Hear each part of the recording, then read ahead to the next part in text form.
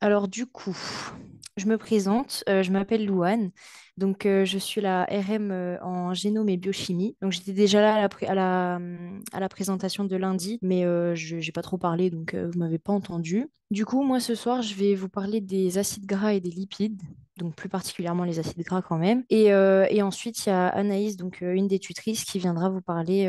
Les lipides, c'est des constituants qui sont très hétérogènes et c'est assez difficile d'en donner une définition précise. Donc souvent, on parle de matière grasse. Certains lipides peuvent contenir des acides gras, mais pas tous. Donc il y a des acides gras au sein de... Enfin, il n'y a pas forcément d'acides gras au sein des lipides. Donc les lipides, ils ont une relative insolubilité dans l'eau et aussi une relative solubilité dans les solvants organiques. Donc par exemple, ça peut être l'alcool, enfin les alcools et les esters. Donc j'ai dit que que certains lipides contiennent des acides gras, mais pas tous. Donc ceux qui, par exemple, ne contiennent pas d'acides gras, ça va être, par exemple, les vitamines. Donc les vitamines A, E, K et D. Donc il y a une première classification qui est ancienne, mais qui est aussi insatisfaisante parce qu'elle ne prend pas en compte les voies de synthèse. Donc cette classification-là, elle va séparer les lipides en deux groupes.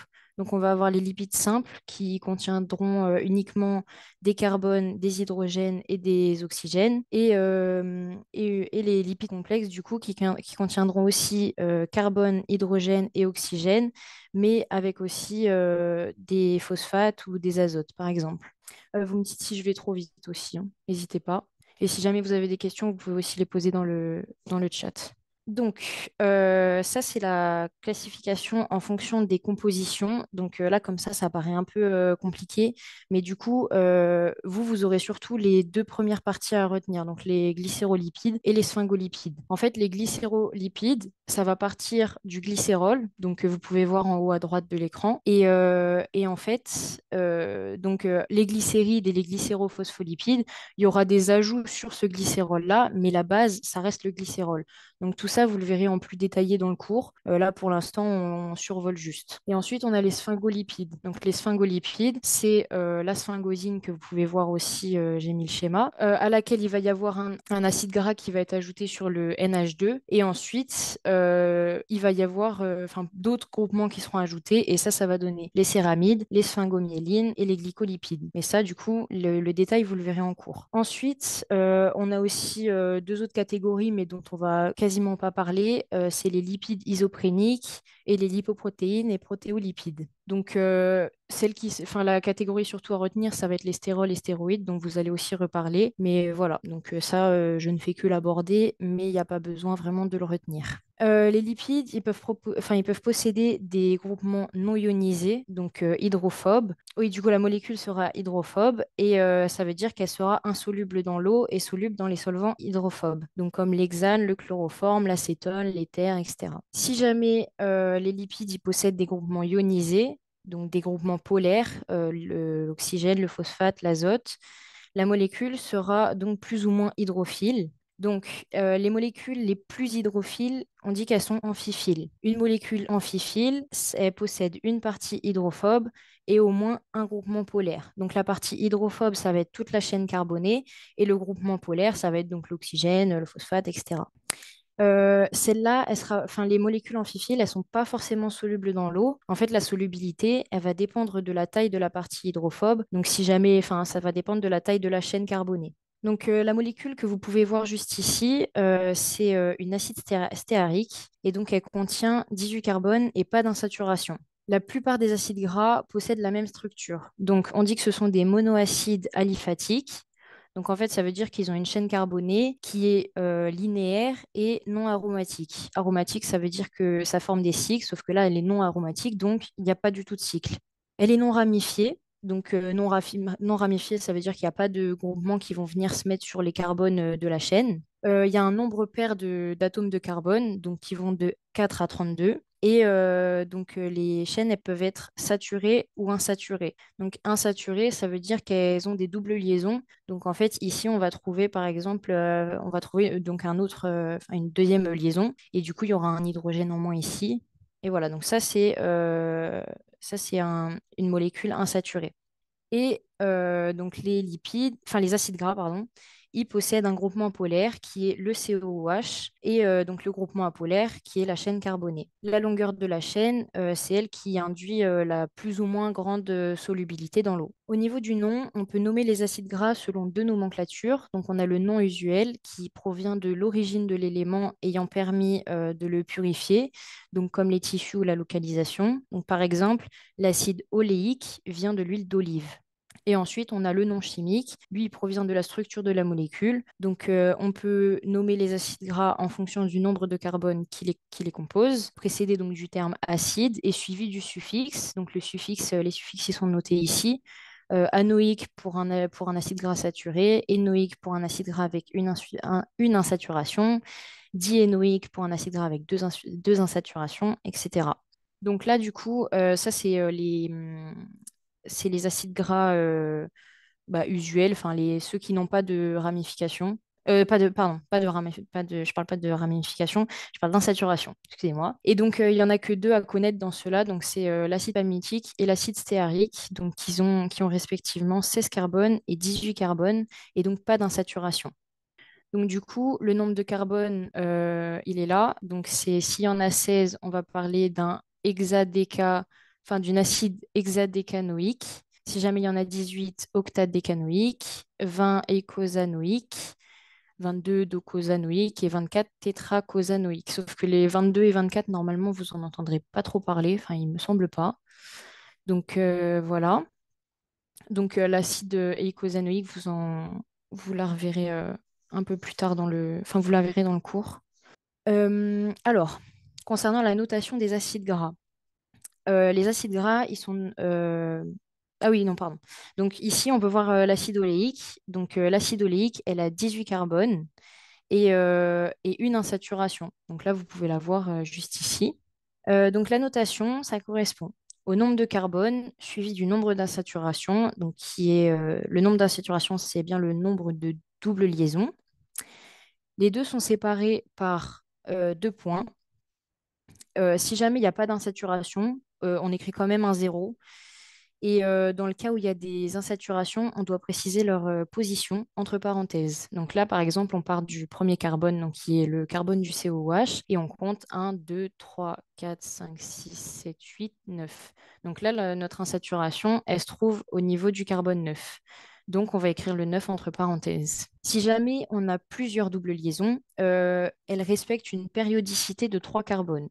Donc en gros, si jamais il y a deux doubles liaisons, si la première est en 9, la deuxième, elle sera forcément 3 carbones après, donc elle sera forcément en 12. Donc pour établir la numérotation, en soi, il y a deux manières de faire. Donc soit on part de la fonction la plus oxydée, donc là en l'occurrence c'est le COOH. Du coup, on lui donne le numéro 1, donc comme je vous ai montré juste avant, et on compte à partir de là jusqu'à l'insaturation. Ou alors, en fait, on peut partir du dernier carbone qui est noté oméga. Donc là, je vais vous parler des séries. Donc la série d'un acide gras, ça représente le nombre de carbone entre la dernière double liaison et le dernier carbone. Donc celle-là, elle concerne que les acides gras insaturés parce que justement, il faut qu'il y ait une double liaison pour établir une série. On la note N-X avec X étant la série. Et en fait, c'est ce qu'on vient de voir juste avant avec les omégas. Parce que donc ce que je vous disais, c'était que si on part du dernier carbone, noté oméga. Donc ça, c'est le oméga 1. Là, on a le 2, 3, 4, 5, 6 et 7. Donc en fait, là, c'est une série, enfin oméga 7. Et, oui. Et du coup, là, si on compte à partir du dernier carbone de l'acide linoléique, donc ça fait 1, 2, 3, 4, 5, 6. Donc ça, c'est l'oméga 6. Et là, c'est 1, 2, 3, donc oméga 3. Et du coup, les oméga 3 et les oméga 6, c'est ceux dont on parle, par exemple, le beurre Saint-Hubert oméga 3, et ben ça vient de là. Donc là, ici, on peut voir qu'il y a écrit que les insaturations, elles sont toutes 6. Donc ça, j'en ai pas trop parlé, enfin, j'en ai pas parlé avant. Mais du coup, les insaturations des acides gras, elles sont toujours 6 et jamais trans. Donc pour ceux qui savent pas trop ce que c'est 6 et trans, j'ai une petite photo juste ici. Voilà. Donc là, vous voyez que trans, en fait, ça suit le même, enfin toujours le même schéma, on va dire. Et en fait, c'est pas, du coup, dans les acides gras, c'est pas comme ça. C'est toujours 6, absolument toujours, toujours 6. Voilà, il faut le retenir, c'est comme ça. Les lipides, ce sont les principaux constituants des membranes biologiques. Donc, ils sont constitués d'une tête polaire et de deux chaînes carbonées apolaires. Et celle-là, enfin, cette structure, elle permet la formation d'une bicouche lipidique. Et la bicouche lipidique, c'est nécessaire à la compartimentalisation cellulaire. Donc, en gros, c'est ça qui va former les membranes des cellules. La fluidité de la membrane, elle va dépendre de la saturation des acides gras qui composent les lipides. Donc, en fait, plus les acides gras sont saturés, moins elle sera fluide. Ça dépend aussi de la longueur des chaînes carbonées. Donc, plus les chaînes sont longues, moins elle est fluide. Mais ça dépend aussi de la teneur en cholestérol. Les interactions hydrophobes entre les chaînes carbonées, elles permettent une relative imperméabilité aux différents éléments qui voudraient rentrer ou sortir d'une cellule. Donc, par exemple, les acides aminés, les glucides et les ions ne peuvent pas traverser librement au travers de la bicouche lipidique. Donc, en raison de leur taille pour les glucides et les acides aminés, mais aussi de leur charge pour les ions. En revanche, l'urée, l'acide lactique et l'acide pyruvique, oui, peuvent diffuser librement. Des protéines, des glucides et d'autres lipides viennent s'ancrer à la membrane. Donc, eux, ils auront un rôle stabilisateur donc pour le cholestérol, protecteur pour les glycolipides et de signalisation pour les protéines. Donc, du coup, j'ai fini le cours. Donc, est-ce que vous voudriez revenir sur certains points? Parce que je crois que je suis passée assez vite. Et ben sinon, alors, on peut passer au QCM. Donc, je vous laisse 2 minutes le temps de le faire. Bon, du coup, on va corriger. Alors, les réponses, c'était B et E. Alors, pour la A, en effet, c'est pas eicosadiénoïque. Alors, c'était bien diénoïque parce que je pense que vous l'avez remarqué, on a bien deux insaturations. Donc, on avait vu que pour deux insaturations, on disait diénoïque en guise de suffixe. Mais par contre, ce qui ne va pas, c'est le nombre de carbone. En fait, EICO, ça fait référence à 20 carbones, sauf que là, on n'en a que 18. Du coup, donc c'était bien octadécadiénoïque. Voilà. Ensuite, donc pour la B, en effet, c'était bien de la série oméga 6, parce que comme je vous l'ai expliqué, on part du dernier et on compte jusqu'à remonter à la dernière insaturation. Donc là, on a bien 6 carbones euh, après la dernière insaturation. Euh, Ces doubles liaisons sont toutes trans, donc comme je vous l'ai dit, les acides gras, pour les acides gras, les doubles liaisons sont en cis et non pas en trans. Bon, là, c'est écrit que c'est le plus souvent le cas dans les acides gras naturels. Moi, je vous avais dit que c'était toujours le cas. Je me suis peut-être trompée, mais en tout cas, sachez que dans les cours, globalement, ce sera toujours ça, parce que voilà, on ne veut pas non plus vous embrouiller l'esprit. Ensuite, pour la D, il s'agit de l'acide stéarique. Non, parce que l'acide stéarique est insaturé. Euh, Celle-là, c'est laquelle déjà? Ah, celle-là, c'est l'acide linoléique, c'est ça. Donc, c'est pas la stéarique. Et donc, il pourrait participer à la composition d'un glycéride, en effet, parce que c'est un acide gras. Est-ce que vous avez des questions par rapport à ce que c'est? Oula, oui, en effet, il y a des questions. Alors, j'ai pas trop compris comment savoir s'il est insaturé ou non. Alors, pour savoir s'il est insaturé, en fait, tu regardes la molécule et là, tu vois que en gros, voilà, donc là, tu as un carbone, un carbone, un carbone. Et en fait, si jamais il y a un trait, ça veut dire qu'il y a une liaison entre les deux. Sauf que là, quand on arrive ici, en fait, on voit qu'il y a deux traits. Et quand il y a deux traits, ça veut dire qu'il y a deux liaisons. Du coup, en fait, pour repérer tes insaturations, tu regardes si jamais tu trouves une double liaison à un endroit. Et ça veut dire que ça, c'est insaturé. Et là, on voit qu'il y a deux fois une double liaison. Donc, il est doublement insaturé. Donc, c'est pour ça qu'on dit que c'est diénoïque. Est-ce que tu as bien compris maintenant pour savoir si c'est insaturé? Ok. Quels acides gras sont à connaître déjà? Les acides gras à connaître, c'est acide palmitique avec 16 carbones et acide stéarique avec 18 carbones. Donc, ah oui, donc c'est ça. Donc là, il y a bien 18 carbones, mais c'est pas stéarique parce qu'il y a il y a des insaturations. Euh, Attendez, là, c'est faux. Enfin, là, c'est une erreur. La correction n'est pas tout à fait juste. J'avais pas vérifié, mais du coup, l'acide stéarique est saturé. Et c'est ça la justification. Pour compter la série, attendez, hop, hop, la justification de la D. Ah bah du coup, normalement, la D, je l'ai réexpliquée. C'est une erreur. Voilà. Donc je vais la modifier après. Enfin, vous aurez la bonne version après hein, sur la bibliothèque. Enfin, la librairie, pardon. Pour compter la série, on compte aussi le carbone qui porte la double liaison. Euh, alors, le carbone qui part qui porte la double liaison, est-ce que tu parles de celui-là? Parce que celui-là, en fait, c'est le carbone de la fonction acide carboxylique, il me semble, si je dis pas de bêtises. Euh, Celui-là, il y est toujours. Enfin, ça y est toujours. Et du coup, celui-là, oui, il faut bien le compter. Donc celui-là, on le compte, mais c'est enfin celui-là aussi, celui-là aussi, celui-là aussi, celui-là aussi. Enfin, on les compte tous. À partir du moment. Ah, du coup, tu parles de. Oui, ceux-là. Enfin, en fait, on les. Ah oui, du coup, tu disais par rapport à la. Enfin, j'imagine que c'était par rapport à. Enfin, comme pour compter l'oméga 6. Mais en tout cas, dites-vous bien qu'à chaque fois qu'on change de. Enfin là, vous voyez, à chaque fois qu'il y a un angle, voilà, à chaque fois qu'il y a un angle, il faut compter le carbone. À chaque fois qu'il y a un angle, c'est un carbone. Par convention, un angle, c'est un carbone. À moins de mettre, un autre trait, par exemple, ici, et de rajouter une fonction, un angle, c'est un carbone. Et on compte aussi le bout ici, on compte là-bas aussi, là. Voilà. Alors, donc pour la E, alors ça peut participer à la composition d'un glycéride.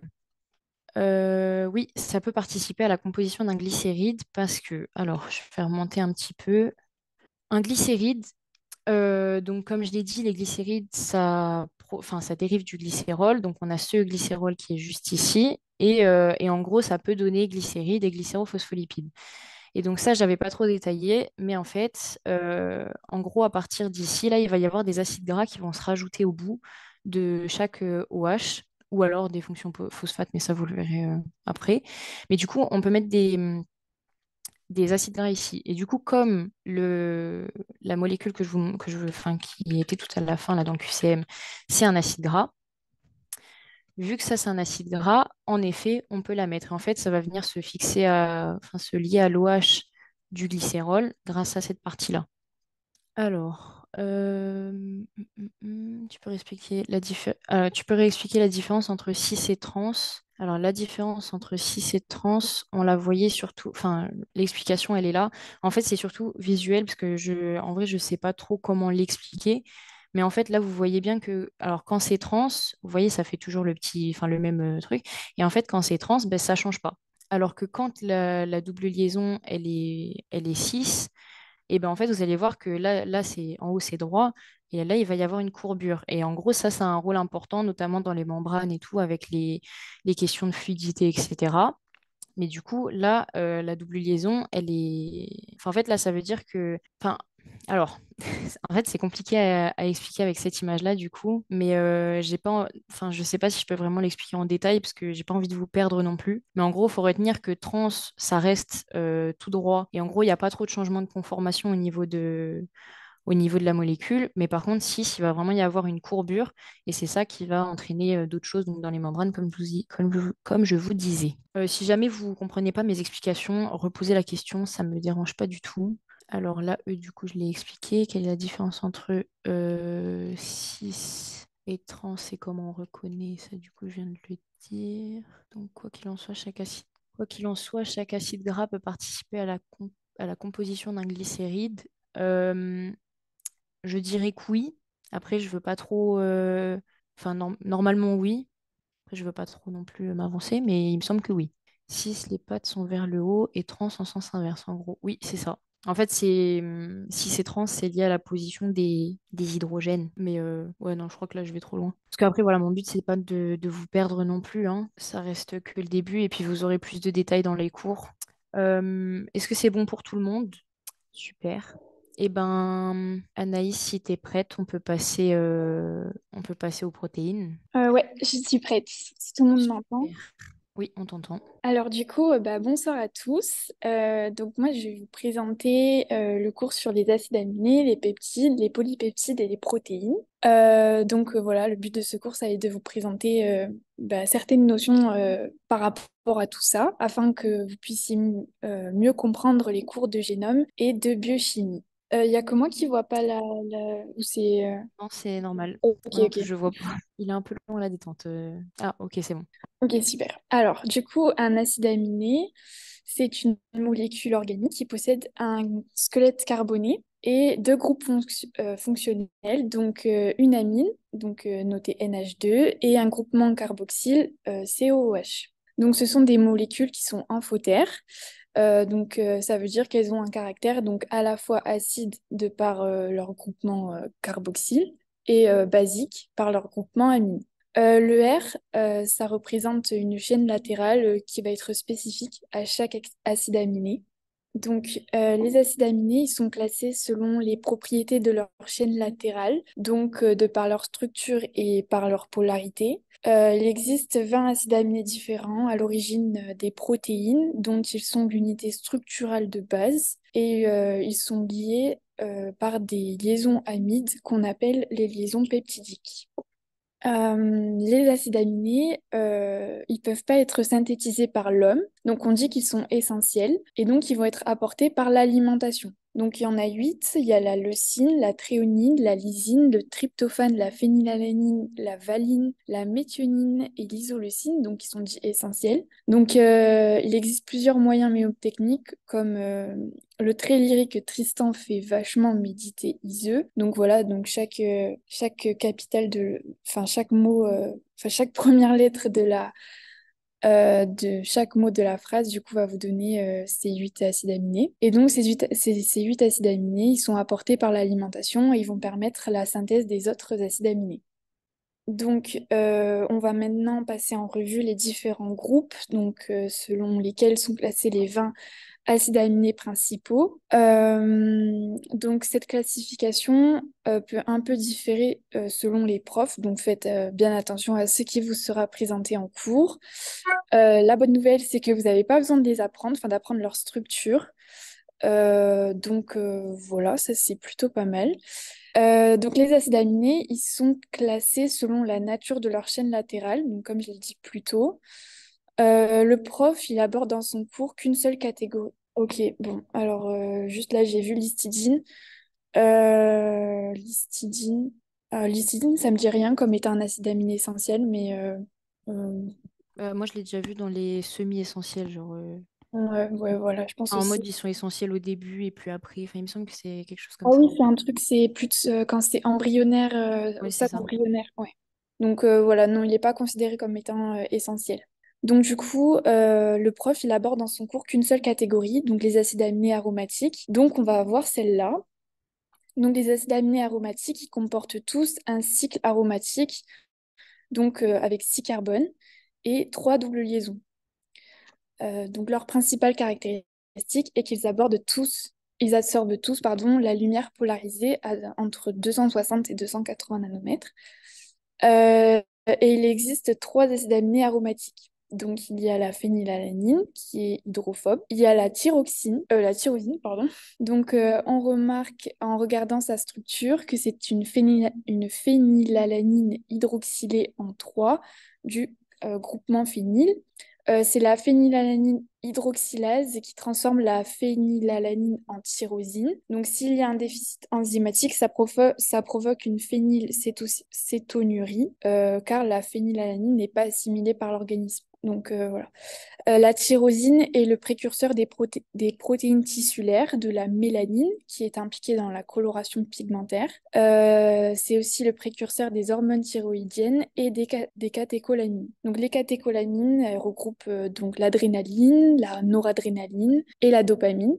Et ce qu'il faut que vous sachiez, c'est qu'une inhibition du coup des neurones dopaminergiques, c'est-à-dire ceux qui produisent du coup la dopamine dans le cerveau, bah, ça sera à l'origine de la maladie de Parkinson. Et enfin, du coup, dans enfin, le troisième acide aminé aromatique, c'est le tryptophane, qui possède un noyau indole sur sa chaîne latérale, et c'est donc le plus rare des acides aminés.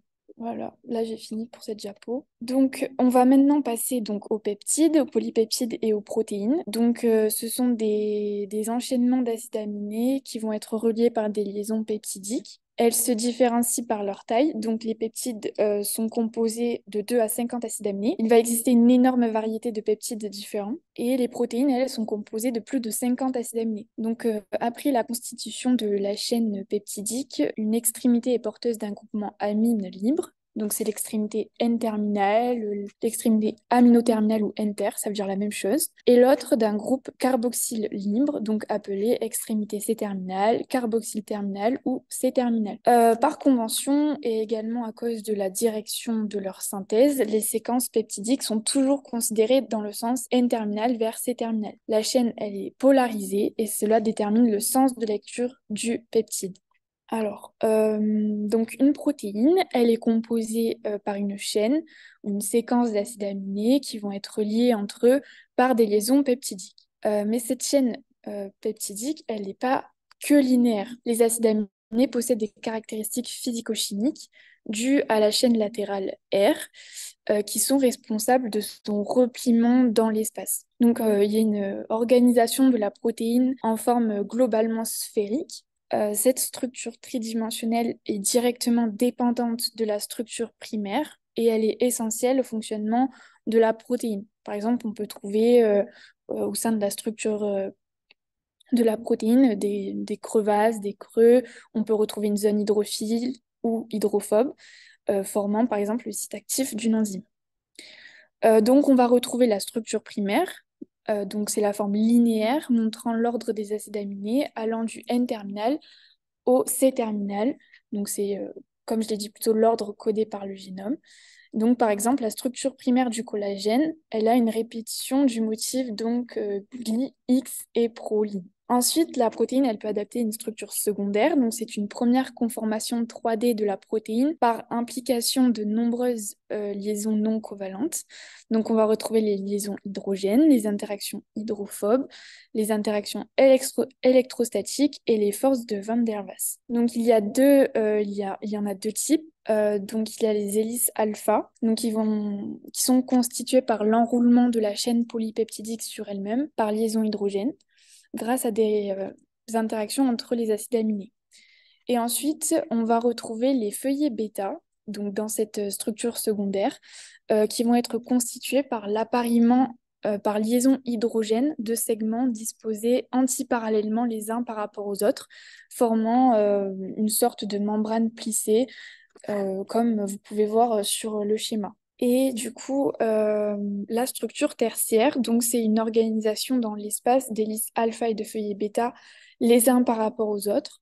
Donc c'est la structure finale de la majorité des protéines et on va parler de monomères. Donc sur le schéma, on voit en jaune les feuillets bêta et en rouge les feuillets alpha. Et enfin, du coup, la protéine, elle peut prendre une structure quaternaire.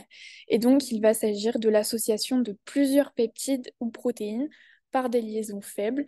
Donc, c'est un complexe de plusieurs monomères de sous-unités qui forment alors un multimère. Les multimères, ils peuvent avoir une activité, leur association fait apparaître de nouvelles fonctions. Par exemple, l'hémoglobine, qui est un tétramère composé de deux chaînes alpha et deux bêta. Voilà. Donc maintenant, on peut faire un petit QCM par rapport à tout ce que j'ai pu vous dire.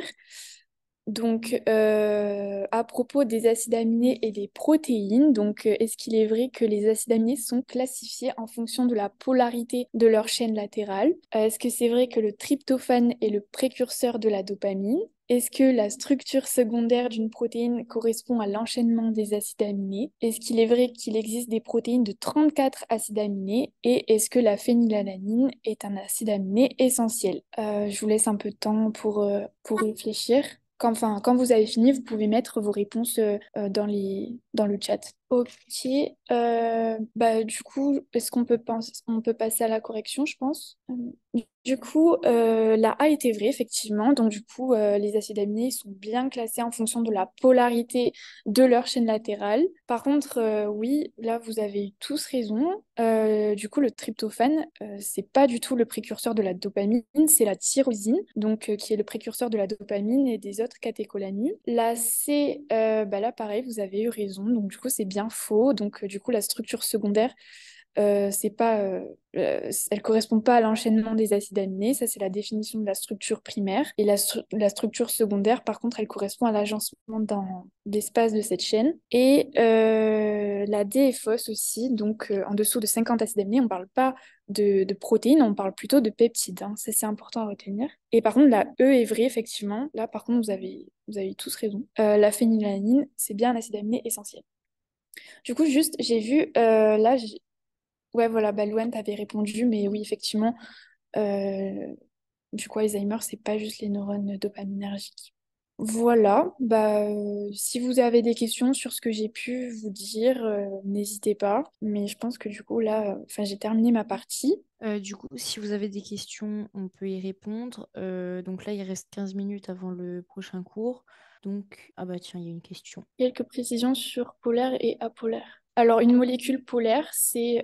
oui, une molécule. Enfin, Mhm. oui. Euh, c'est euh, euh, c'est une molécule où on va retrouver pas mal enfin, un acide aminé polaire. On va retrouver du coup un groupement hydroxyle, alors que apolaire, non. Enfin, je sais pas trop comment définir ça, mais Apolaire, enfin, polaire, c'est quand il y a des O, des N, enfin des oxygènes, des azotes, alors que apolaire, oui, voilà.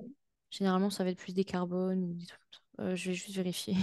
Oui, il me semble que c'est ça. En gros, il peut pas y avoir de liaison. Vous pouvez rappeler quels sont les acides aminés essentiels. Alors, les acides aminés essentiels, ce sont les... Alors, hop.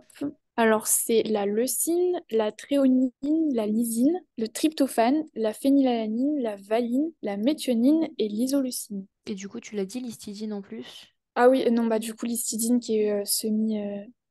Enfin, oui. Bon, bref, Du coup, l'histidine. j'ai vérifié dans le cours et en fait, il parle bien de 9 essentiels indispensables. Ah d'accord, ok. Voilà. Bon. Alors, il y a aussi l'histidine. Du coup, la phrase mémotechnique pour les 9, voilà, c'est l'hystérique Iseut fait vachement marrer le très lyrique Tristan. Donc, en gros, ils ont inversé D'accord. la phrase pour parler de l'hystérique Iseut. Du coup, bah, c'est bon pour tout le monde. Alors, soit on peut, enfin, soit vous faites une pause avant le prochain cours, soit on peut refaire des QCM sur la partie génome, parce que du coup, on n'avait pas fini la dernière fois. C'est à vous de choisir si vous voulez pas en faire. Libre à vous de prendre une petite pause.